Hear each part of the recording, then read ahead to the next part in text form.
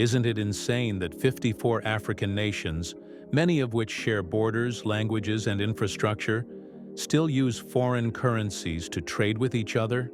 Just imagine, why does Ghana have to convert to US dollars before trading with Nigeria? Why must a Kenyan coffee exporter route payments through New York before his money lands in Egypt? The absurdity has been normalized for so long that people forgot to question it. But now, Africa is finally doing what the West has feared for decades. It's choking the dollar. There was no televised announcement, no ringing of bells, no big IMF endorsement. Instead, in quiet boardrooms and regional summits, a revolution took shape that was digital, deliberate, and devastating to Western financial dominance. It's called the Pan-African Payment and Settlement System, or PAPSS. And while the West was distracted by wars, sanctions, and elections, Africa was building a system that could crush dependency, transaction by transaction, border by border. Now, with PAPSS gaining momentum and talks of regional currencies rising again, the unthinkable is unfolding. Not just trade independence, but a unified currency, a no-border Africa, and a continent-wide financial identity. So what really happened? In this video, let's find out. For decades, Africa's greatest weakness was not its lack of resources. It was its financial chains. Not the kind worn with shackles, but the invisible ones laced into the very architecture of global trade. The CFA franc, IMF conditionalities, and the dollar-based settlement system that made African currencies nearly irrelevant even within their own borders.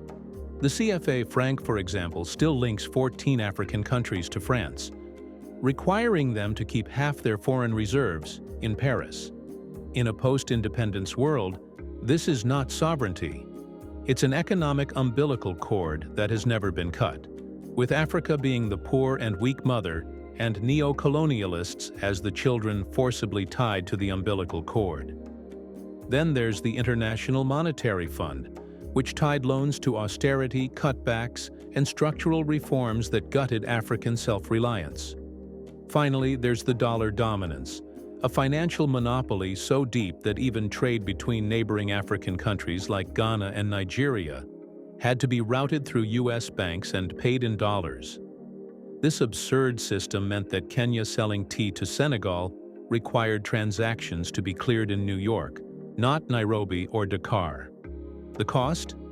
Delays, exorbitant conversion fees, exposure to currency volatility, and worst of all, a psychological acceptance of dependency.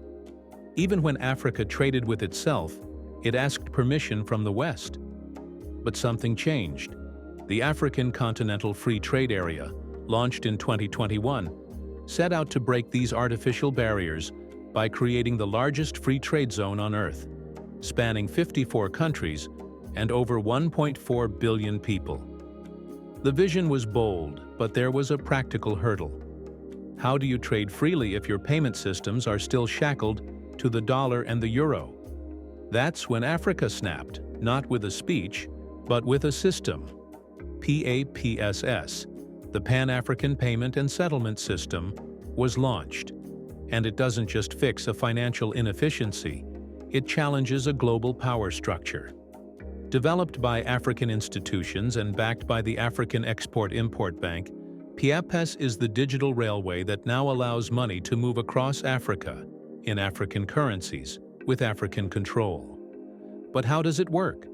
Well, with this new system, a business in Rwanda can buy equipment from South Africa and pay in Rwandan francs, while the seller receives South African rand. No dollar, no euro, no international correspondent bank. The transaction happens in seconds, not days. This reduces costs, eliminates exposure to volatile currency shifts, and, most importantly, cuts out the Western middlemen. In other words, the Western power to freeze assets after putting sanctions no longer remains. And that's the single most important empowering factor Africa needs. You see, when the US wants to punish a country, it doesn't need missiles. It uses the dollar. It cuts access to SWIFT, freezes reserves, and collapses credit lines. Africa has long been vulnerable to such tactics, but now with PAPSS, it can root around the weapons of financial warfare. Before we continue further, tell us, are you enjoying the video? If yes, please like and share the video and subscribe to our channel to watch more videos on the latest news stories on geopolitics, economics, and current affairs impacting your lives. You see, a single united African currency isn't a theory anymore. Over 50 commercial banks, 14 central banks, and dozens of currencies are already live on PAPSS. It's being used by governments, SMEs, and financial institutions across key economies like Ghana, Nigeria, and Zimbabwe. You see, it is not just a tool. It's a declaration that Africa will no longer ask the West for permission to trade. And that brings us to the next horizon, a single African currency. This idea isn't new. The dream was planted back in 1963 with the founding of the Organization of African Unity. But it was seen as naive, far-fetched, even utopian. Why? Because political fragmentation, currency instability, and Western control mechanisms made it nearly impossible. Yet today, that dream is no longer just alive. It's getting infrastructure. The ECO, a proposed single currency for West Africa, is already on the ECOWAS table. The East African Community, the Southern African Development Community, and COMESA are all drafting regional currency frameworks. What once sounded like an ideological fantasy now has policy backing and technical foundations. And there's a very real financial incentive. Africa spends $5 billion every year just on currency conversion costs when trading with itself. That's money that could be building schools, hospitals, roads, and power plants, instead of enriching foreign exchange houses in Europe. A single African currency would not only end those wasteful costs, but also create a continent-wide liquidity pool, lower trade risk, simplify investment, and increase Africa's monetary sovereignty. It would give the continent the power to price its own resources in its own terms, from gold in Ghana to cobalt in Congo. Yes, there are enormous challenges like macroeconomic convergence, political trust, and fiscal coordination. But unlike the past, the foundations are now visible. AFCFTA is the policy skeleton. PAPSS is the financial bloodstream. What's needed next is the brain, a Pan-African monetary authority that can think beyond national borders. And slowly but surely, that is happening. Africa's financial rebellion is no longer hypothetical. It's coordinated, deliberate, and political. A new generation of African leaders is not just challenging the neo-colonial legacy. They are dismantling it. Burkina Faso, Mali, and Niger, nations that have already removed French military presence, are now laying the groundwork to remove the French currency as well. They are not interested in cosmetic independence. They want control over their monetary futures. However, at the same time, the West is using its deep influence to sabotage the plans and even force the continent to give up the idea of a single currency. That's why, as of now, the African Union and ECOWAS have suspended the single currency plan. Further, ECOWAS' eco-currency has been delayed multiple times due to political disagreements and the need for convergence on economic indicators like inflation, debt ratios, and interest rates. Some countries are unwilling to give up control of their domestic monetary policy, fearing it will dilute national sovereignty. But despite these obstacles, something has fundamentally shifted. Unlike past efforts, which were driven by speeches and summits, this transformation is rooted in operational systems.